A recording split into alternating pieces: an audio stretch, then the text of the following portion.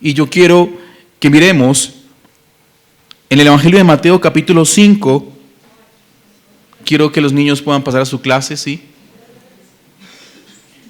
No. La otra semana, para que aprovechemos el tiempo. Mateo capítulo 5, versículo 17 al versículo 20. Y quiero que guarden en su corazón esta enseñanza de la palabra. El Evangelio como mi vida, no como una carga. El Evangelio como mi vida, no como una carga. Y el Señor Jesucristo nos dice desde el versículo 17. ¿Todo lo tenemos? Mateo 5, desde el versículo 17. Dice la palabra: no penséis que he venido para abrogar la ley o los profetas. No he venido para abrogarla, sino para cumplirla. Porque de cierto os digo que hasta que pasen el cielo y la tierra, ni una jota, ni una tilde pasará de la ley, hasta que todo se haya cumplido. De manera que cualquiera que quebrante uno de estos mandamientos muy pequeños, y así enseña a los hombres, muy pequeño será llamado en el reino de los cielos, mas cualquiera que los haga y los enseñe, este será llamado grande en el reino de los cielos. Porque os digo que si vuestra justicia no fuere mayor que la de los escribas y fariseos, no entraréis en el reino de los cielos. Señor, a ti sea dada la gracia, Señor. A ti te pedimos esta mañana que nos ayudes, que tu palabra, Señor, haga que nuestra fe crezca y sea preciosa. Que tu palabra nos ayude a ser firmes. Que tu palabra nos enseñe, Señor, a mirar el camino que tenemos hacia adelante. Ayúdanos, Señor, a guardar nuestro corazón y a prestar atención a tus dichos. En el nombre de Jesús. Amén y amén. ¿Qué tal si puede sentarse? Cuando miramos este mensaje, el Señor Jesucristo está hablando de algo que era muy importante para los judíos en aquel tiempo, que era la ley, que para hoy sigue siendo lo mismo, la palabra del Señor. Jesucristo encarnándose, la palabra haciéndose vida en Cristo.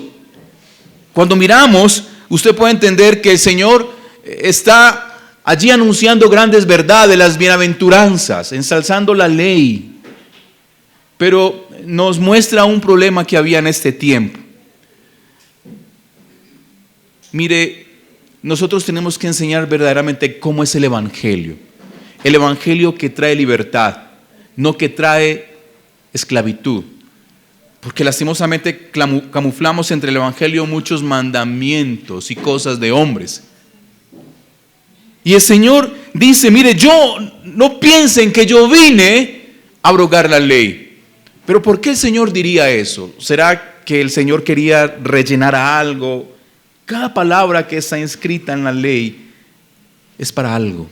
Es porque nos quiere enseñar algo y es porque nos quiere abrir los ojos. ¿Qué era la ley para el pueblo judío? ¿Qué es la ley para el pueblo judío? Y cuando miramos la ley, el propósito de ella es darnos a entender que por medio de ella se acercaban a Dios para amarle y adorarle. La ley se le dio a ese pueblo para que amaran a Dios, para que se acercaran y para que le adoraran. Habían leyes ceremoniales o rituales, habían leyes civiles y morales, y cada una de ellas se dio para preservar la vida del pueblo.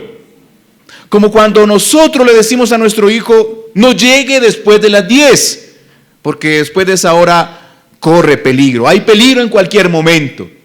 Pero esa ley y esa norma no se nos da para estorbarnos o para hacernos una vida pesada, sino para preservarla, para cuidarla, para amar a Dios.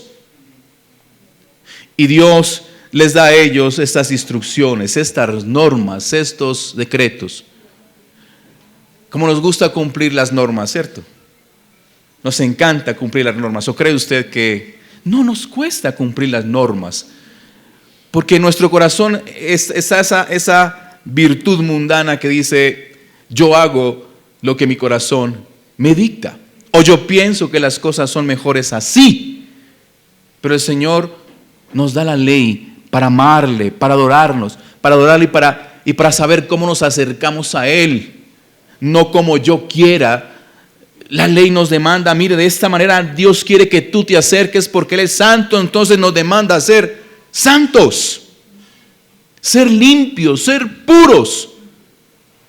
Pero no solamente la ley se le dio a este pueblo para acercarse, sino que la ley se le dio porque esa ley hacía muy diferente a Israel de las demás naciones, les daba una identidad, les diferenciaba, así como una etnia indígena se diferencia de otra, es por su lenguaje quizás, es porque cómo se visten, posiblemente cómo comen, su arte, su idiosincrasia, y no quiere decir que eso es malo, que otro sea diferente a mí, pero Dios quería que Israel fuera diferente a esa cantidad de naciones que lo único que vivían era para ofender a Dios, para matar, para destruir, para conquistar. Y Dios dijo, no serán como ellos. La ley nos identifica, la ley nos marca. Para eso se nos ha dado la palabra. Porque cuando usted tiene la palabra, dice que hablamos diferente. La palabra nos ayuda y nos anima a tener la mente de Cristo, no la del mundo. Pero también hay un lenguaje diferente. Hemos venido trabajando esto. Hermanos, los cristianos nos saludamos como hermanos. Hermano, ¿cómo estás? Nos referimos de esa manera. Hay una actitud diferente. Entonces, el Evangelio se nos da para diferenciarnos de otros, para hacernos parte del pueblo de Dios. Una de las cosas que el Evangelio nos dice es que yo ya no soy de aquí. La palabra dice que soy embajador. Ayer compartíamos con los hermanos que están empezando el discipulado y les daba a entender que ya no somos de aquí. Somos embajadores de un reino y que es de los cielos, de un lugar que es mejor y un lugar que es diferente. Y ese es el Evangelio. Yo no soy de aquí. Por eso el Señor Jesucristo oraba en el Evangelio de Juan capítulo 17, Señor, yo oro por ellos, no para que los saques del mundo, sino para que los guardes. Y esa es la realidad, hermanos. Nos da una identidad, cómo usted habla, cómo usted piensa, cómo usted se dirige, cómo usted pide, cómo usted trabaja.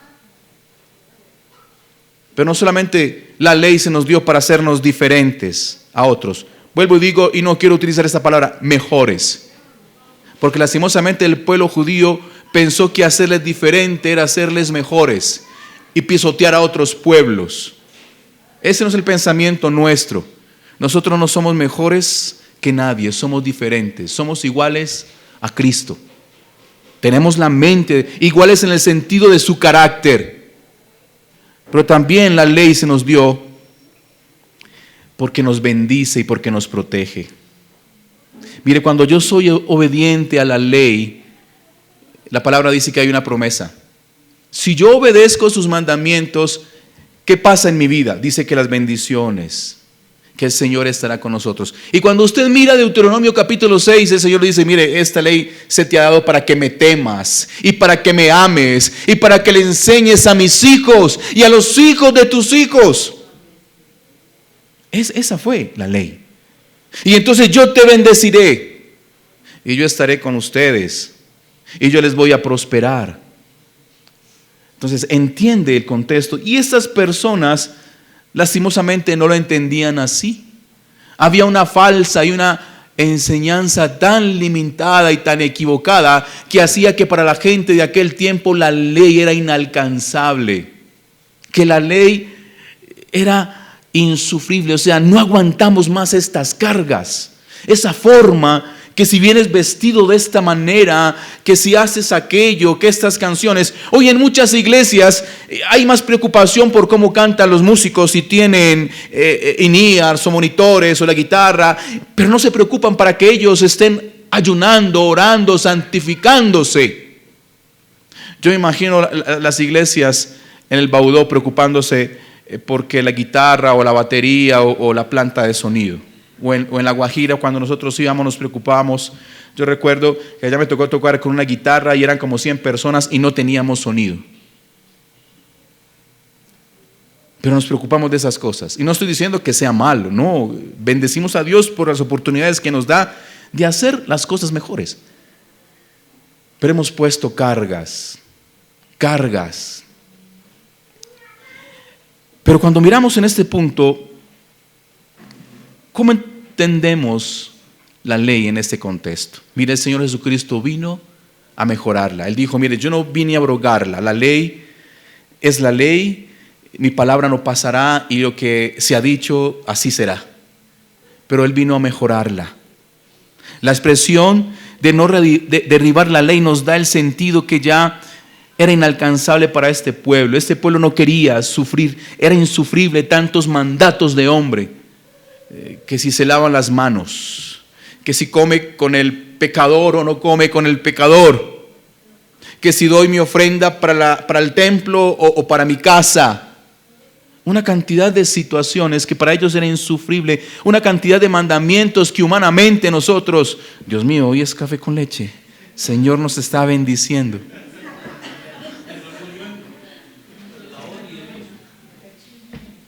Gracias, mi hermana, Dios le bendiga. Era cargas, mandamientos de hombres, hermanos. A mí me encanta el Evangelio de Juan capítulo 15 que dice, y usted sabe que es uno de mis textos lemas, apartaos de mí, nada podéis hacer. Yo no puedo cumplir su palabra si Cristo no me inspira, no me motiva, no está en mí. Yo no puedo amar si Cristo no me invita a amar, si Cristo no pone en mí. El Evangelio, una de las epístolas de Juan dice, mire, Dios es amor. O sea que si yo no tengo amor, ¿a quién le pido? A Dios. Si yo no soy capaz de perdonar, la hermana Diana nos hablaba de esto, tiempo para perdonar, Señor, enséñame a perdonar. Era insufrible en aquel tiempo porque nosotros los predicadores hacíamos que el Evangelio y hacemos que el Evangelio sea una carga y no una libertad. Y entonces dice, yo no vine a abrogarla, yo vine a enseñarla bien, yo vine para que ustedes la entiendan, yo vine para mejorarla, para completarla. Pero el Evangelio también nos dice que esta enseñanza inexacta hacía que en el pueblo hubiera carga, pero también injusticia. Si usted hace eso, verá la bendición de Dios. Y entonces yo entendía en mi juventud y yo decía, Dios mío, pero ¿por qué bendices tanto a esta persona y nosotros no? El Señor, hablamos de un ungido, aquel que ponía la mano y la gente se caía. Y yo intentaba hacer así cuando me están enseñando cómo era el liderazgo en aquel tiempo, y yo ayunaba y me arrodillaba y leía la palabra, y cuando yo veía otro que levantaba la mano y se caían 20, y yo hacía así, y Dios mío, una mala enseñanza. ¿Y sabe qué hacía en mi corazón eso? Ay, yo sí soy muy malo, yo sí soy perverso, el Espíritu de Dios no está conmigo, porque había una falsa enseñanza. Y entonces hacían a otros superungidos, pero hacía a otros menospreciados. Dios no quiere contar conmigo. Falsas enseñanzas. Venga y pacte conmigo para que Dios te dé. Y entonces vemos cómo las ancianas llevaban sus pequeñas ofrendas, todo lo que tenían, y veíamos cómo otros juzgaban. Porque si esa anciana decía, estoy padeciendo una enfermedad, entonces usted no tiene fe. Entonces usted tiene un problema con Dios. Una falsa enseñanza que hace que el evangelio sea injusto, porque veo prosperar al otro que hace parte de mi misma iglesia, pero yo no. Eso se vivía en aquel tiempo, pero eso se vive hoy. La inerrancia de las escrituras. Pero también vemos entonces que esta falsa enseñanza para el pueblo era una carga y una injusticia, pero para los líderes religiosos era la garantía de su continuidad. Ellos quieren que se siga enseñando lo mismo, porque de esa manera tengo a la gente en el mismo lugar. Usted no se puede levantar contra el siervo de Dios. Siervo, pero si la palabra dice esto y tú dijiste lo contrario? No, usted no la entiende, yo sí. Yo paso días orando y ayunando y usted no me va a decir. Dios mío, porque esa es la manera que aquellos líderes religiosos quieren tener su pueblo, engañados, analfabetas espirituales. Y por eso el Señor dice, yo no vine a abrogarla, vengo a traer una esperanza. El Evangelio es bueno, jóvenes, el Evangelio es bueno. El Evangelio preserva tu vida. El Evangelio te dice, mire, yo di la vida por ti porque quiero que vivas diferente. El Evangelio te dice, no demandes nada del mundo. Juan dice también en su epístola, que si nosotros amamos al mundo, el amor de quién no está en nosotros. El Padre, de Dios, del Señor, no está en nosotros. El mundo pasa y sus deseos. El mundo no es eterno, es temporal, se va a acabar. Pero también esa fuente de vida para los religiosos que les gusta tener subyugados a sus ovejas, que no son suyas, que son de Cristo. Por eso la palabra nos demanda, ojo, cuando nosotros hagamos tropezar a uno de estos pequeños. La palabra también nos demanda entonces que Cristo es la esperanza. Él completa esta ley, Él la mejora, Él la enseña correctamente. El cumplirla es madurarla. Ahora miramos ese contexto, miramos esa forma y esas maneras y esa vida religiosa y espiritual. Cuando miramos entonces este contexto de la ley en aquel tiempo, nadie quería ser religioso. Nadie hoy quiere ser cristiano. Nadie hoy quiere ser evangélico, ¿cierto? Por eso hablamos de una fe preciosa. Qué bueno que mi fe, que es preciosa, motive, inspire que otros caminen con el Señor. Esas falsas enseñanzas que tenemos, ese falso contexto y concepto de Cristo. Hermanos, de la manera que nosotros tratemos la palabra, así la palabra nos va a tratar a nosotros. Pero luego de que el Señor Jesucristo nos muestre la necesidad, el por qué no vino a quitar la ley, después de que el Señor Jesucristo nos muestra que ni siquiera la palabra más sencilla de la ley dejará de cumplirse, dice, mire, ni una coma. El versículo 18 dice, porque de cierto os digo que hasta que pasen el cielo y la tierra, ¿qué dice? Ni una jota, ni una tilde. Hermanos, ¿ustedes creen que ni una jota ni una tilde pasará? La jota para la, ¿cómo se llama? El alfabeto hebreo no es igual a nosotros. Mire, una tilde mal puesta le cambia el sentido a una oración, a una palabra. Una coma mal puesta en una oración le cambia el sentido al mensaje. Yo aprendí en ortografía que todo lo que terminaba en ion, llevaba tilde. Si termina en ion, póngale tilde. Yo era muy malo por ortografía. Estoy aprendiendo apenas. Mi hijo a veces me enseña. Pero el no escribir bien hace que el mensaje sea incorrecto. Entonces el Señor dice, mire, aún de esa manera, ni una jota, ni una coma, ni una tilde dejará tener sentido en mi mensaje y se va a cumplir. Ahora el Señor nos dice, démosle valor a las cosas más que para nosotros son más sencillas o insignificantes. Es serio, ¿cierto? Ustedes recuerdan que hay productos que dicen por allá en su producto una letra pequeñita. Y uno dice, ¿pero por qué esa letra pequeñita? ¿Por qué no la colocan grande? Es una letra pequeñita. Y entonces cuando usted firmaba un contrato o uno firmaba un contrato, le decían, mire la letra pequeña. Porque para nosotros es insignificante, pero puede tener el contenido más importante. Dice que ni una de estas pasará hasta que el fin no llegue. Todo se va a cumplir. Y esto nos demanda, hermanos, que la palabra no deja de ser. Isaías 55 dice que así como cae la lluvia del cielo hacia la tierra y la moja, Dice que da fruto al que siembra y pan al que come. Dice, así será mi palabra que yo envío a la tierra. Dice la palabra que cumplirá todo aquello por la cual la he enviado. Es la palabra del Señor. ¿Cuántas veces el Señor te ha dicho a ti o a nosotros que cumplamos una palabra y a veces nosotros la hemos puesto allá detrás de la puerta, allá en el lugar donde colocamos las cosas? Cuando usted llega mojado de la calle, usted coloca en el patio su sombrilla o su chaqueta o lo que sea, allá donde pase algo diferente. Así a veces nosotros colocamos la palabra del Señor en el lugar donde nos olvidamos, en el lugar donde colocamos las cosas que no son importantes. Mire, ella no dejará de cumplirse. ¿Sabe una de las cosas que yo temo cuando pienso en esto, en la palabra? La palabra. Dice que la palabra no nos vino para condenar. El Señor no vino para condenarnos. ¿Ustedes lo recuerdan? El Evangelio de Juan.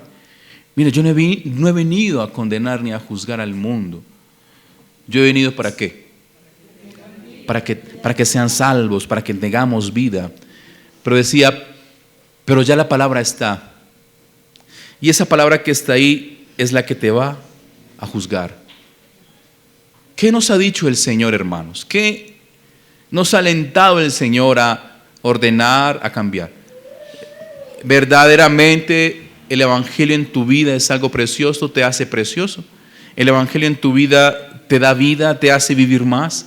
De verdad el Evangelio en tu vida te da fuerzas, el Evangelio en tu vida te anima a esforzarse y a ser valiente.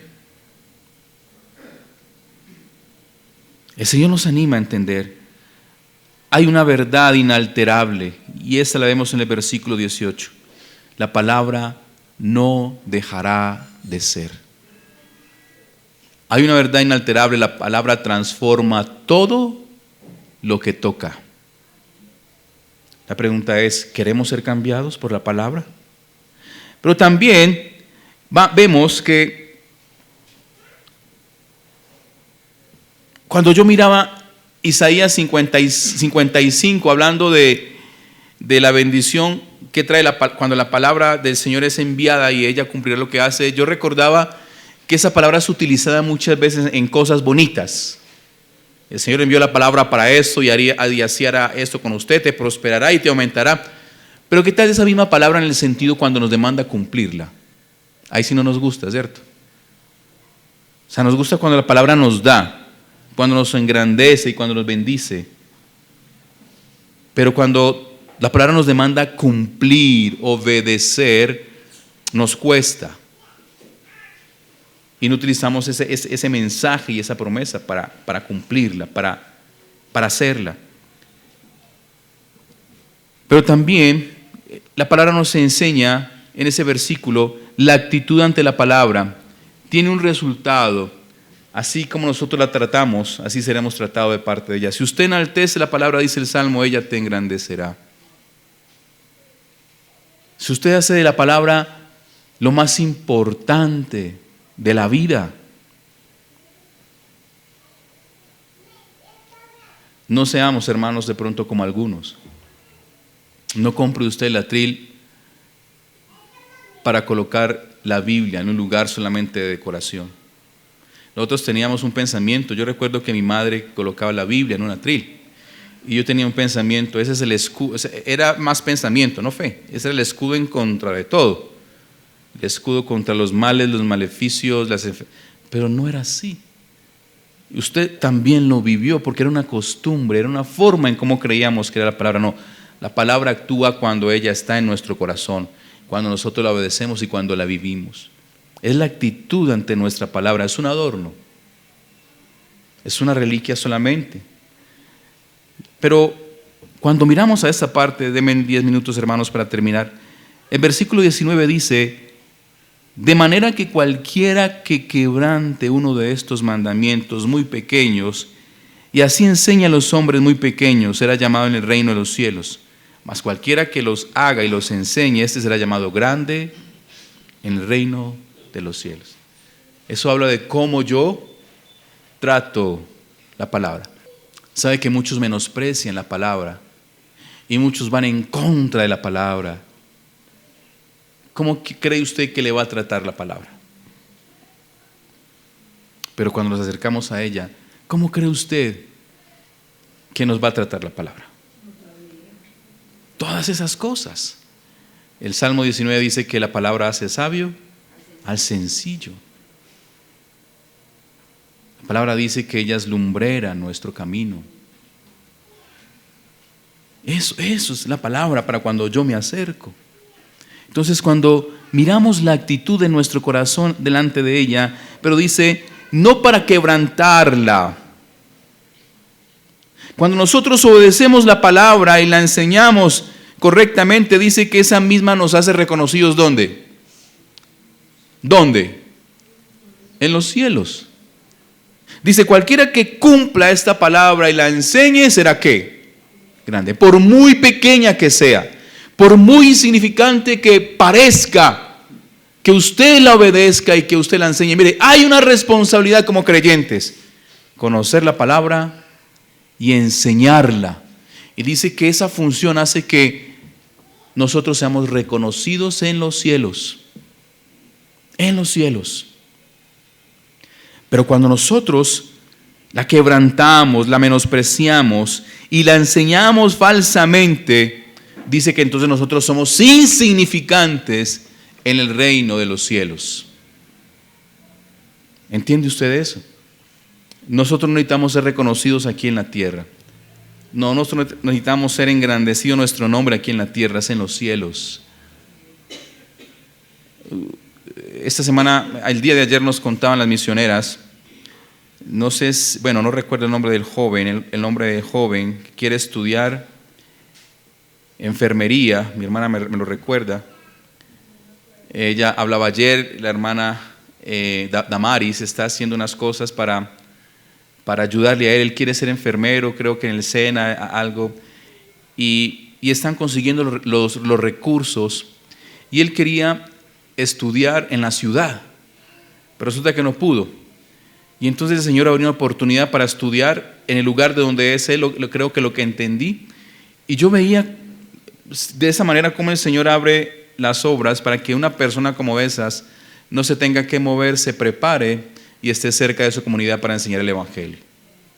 Ella estaba vendiendo unas cositas para recoger el semestre de este joven indígena que quiere ser enfermero, y uno decía cómo el Señor mueve los corazones para que ellos vayan a llevar el Evangelio a los lugares. Yo veo por estrategia es mucho mejor que una persona de esas lleve el Evangelio a su comunidad que cualquiera de nosotros. Porque mientras nosotros aprendemos el lenguaje, las tradiciones, las costumbres, pues que una persona esa se convierta es un gran logro. Entonces las personas de nuestra cultura que le enseñaron a este joven indígena, ¿qué están haciendo? Enseñando correctamente, sembrando en el corazón de ellos el mensaje del Evangelio. ¿Qué será más adelante, 15 años? Si el Evangelio no se sigue enseñando, no se sigue anunciando. ¿Usted qué cree que pasará? ¿Seríamos como qué ciudad? Imagínese, si el Evangelio no se sigue pregonando ni anunciando, ¿usted se imagina qué pasaría con esta sociedad?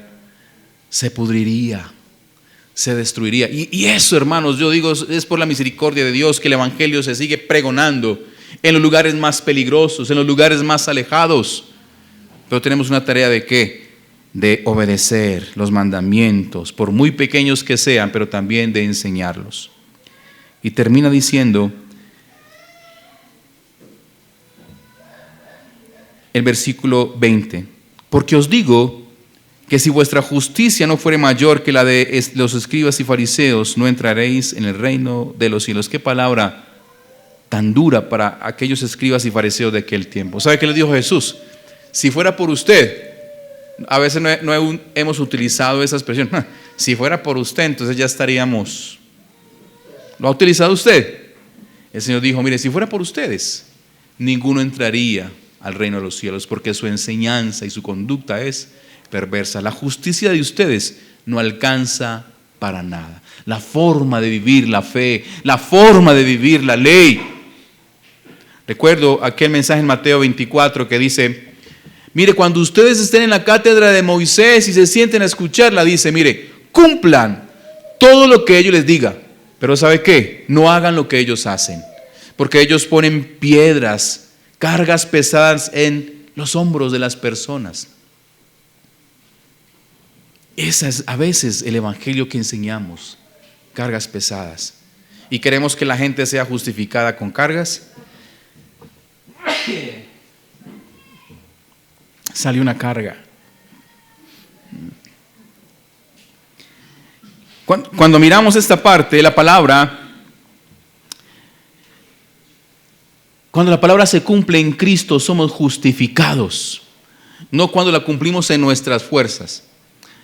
Hermanos, como pastor les voy a decir algo. Yo los amo mucho, pero esforcémonos. Yo no le voy a obligar a usted que venga aquí a alguna actividad. De verdad, nunca lo voy a hacer. Ni lo voy a llamar porque no vino, perezoso. Nunca te voy a tratar así. Pero te voy a animar, a aconsejarte, hermanos. Hermanos, es de Dios. Joel capítulo 1 dice, congregad al pueblo, a los ancianos, a los niños, llamarles. Y esa es mi invitación, que cuando usted venga acá, venga por esa motivación tan especial, por ese peso de gloria que solamente Cristo lo puede poner en nuestro corazón, por esa motivación, por ese deseo sano, saludable, hermoso. Yo quiero estar con mis hermanos, quiero clamar por la iglesia.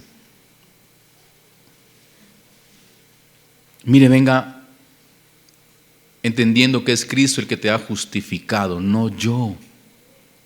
No yo. Y termina diciendo que cuando yo vivo la palabra tratando de que la gente lo vea, lo que yo hago, soy rechazado. Porque la justicia de los hipócritas, de los fariseos, era cumplir externamente muchas cosas para que la gente tuviera de ellos un buen nombre. Pero ante Dios eran ¿qué? Reprobados.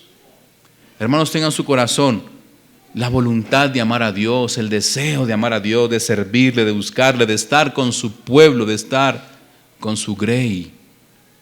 Dios no está llamando a un pueblo individualista, sino un pueblo que es comunitario. Hermanos, usted tiene responsabilidad de presentarse a solas con Dios. Hermanos, mire en lo que fallamos nosotros. Aquí para allá. Una vez se los dije y se los vuelvo a recordar. Yo como hombre, Gabriel, Nelson, Carlos, Uriel, Juan José, el profesor, por allá veo a Luis, veo a Juan Guillermo, Giovanni, a Johnny, a Giovanni, a Santiago, Santiago, no me estoy quedando ciego, a Yuldor, a Samuel, a Douglas y a Fernando. Por allí está Álvaro, por allá atrás está Guillermo. Varones, yo tengo que buscar a Dios solo en oración. Yo solo como hombre. No que es que lloro con mi esposa, sí, eso es después. Pero las mujeres también.